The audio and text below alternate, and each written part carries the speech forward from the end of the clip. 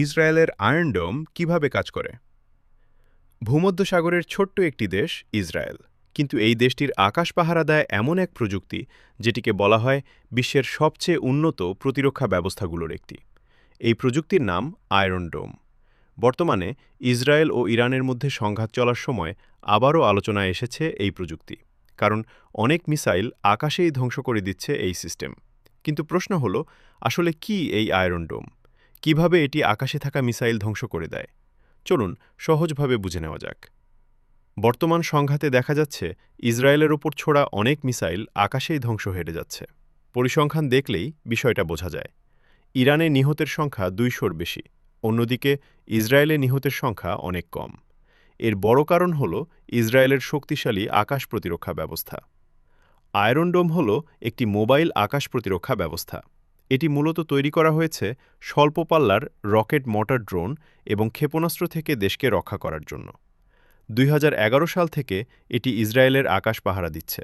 এ পর্যন্ত প্রায় ৫,০০০-এর বেশি রকেট আক্রমণ প্রতিহত করেছে এই প্রযুক্তি, এবং এর সাফল্যের হার প্রায় ৯০%। আয়রন ডোম মূলত ৩টি প্রধান অংশে কাজ করে। ১. শনাক্তকরণ ও ট্র্যাকিং রাডার। প্রথমে রাডার আকাশে থাকা রকেট বা মিসাইল শনাক্ত করে। ২. Battle management system. এরপর কম্পিউটার সেই মিসাইলের গতিপথ বিশ্লেষণ করে।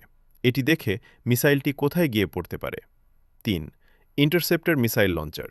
যদি দেখা যায় মিসাইলটি জনবসতির দিকে যাচ্ছে, তাহলে সঙ্গে সঙ্গে টামির নামের আয়রন ডোম ইন্টারসেপ্টর কিন্তু মিসাইল সব মিসাইল ছোড়া হয়। ধ্বংস করে না। এই টামির যদি মিসাইল রাডার বুঝতে আকাশেই পারে যে শত্রু রকেটটি মিসাইলকে ফাঁকা ধ্বংস জায়গায় করে। পড়বে, তাহলে সেটিকে আটকানোর চেষ্টা করা হয় না, কারণ একটি ইন্টারসেপ্টর মিসাইলের দাম প্রায় $৫০,০০০। আয়রন ডোম ছাড়াও ইসরায়েলের কাছে আরও উন্নত প্রতিরক্ষা ব্যবস্থা আছে। আয়রন বিম। এটি একটি লেজার প্রতিরক্ষা প্রযুক্তি, যা ড্রোন ও ছোট রকেট ধ্বংস করতে পারে মাত্র কয়েক ডলার খরচে। David sling. এটি মাঝারি ও দীর্ঘ পাল্লার মিসাইল প্রতিহত করার জন্য তৈরি। এটি প্রায় ৭০ থেকে ৩০০ কিলোমিটার দূরের হুমকি মোকাবেলা করতে পারে। একসময় লেবানন থেকে হাজার হাজার রকেট হামলার পর ইসরায়েল বুঝতে পারে শক্তিশালী আকাশ প্রতিরক্ষা ছাড়া নিরাপত্তা সম্ভব নয়। সেই অভিজ্ঞতা থেকেই তৈরি হয় আয়রন ডোম। আজ এটি শুধু একটি প্রযুক্তি নয়, বরং ইসরায়েলের নিরাপত্তার সবচেয়ে বড় ঢাল।